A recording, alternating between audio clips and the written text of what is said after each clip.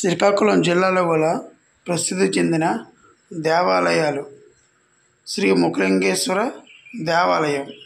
ఈ దేవాలయం మొత్తం రాతితో చెక్కబడినది. తర్వాత అరసవెల్లి గ్రామంలో ఉన్న శ్రీ సూర్యనారాయణ దేవాలయం. సంవత్సరంలో ఒకసారి సూర్యుని కిరణాలు ఈ విగ్రహానికి తాకడం ఇక్కడ ప్రత్యేకత. టెక్కలి సమీపాన రాయవలస గ్రామంలో లింగ రూపంలో ఉన్న శివాలయం.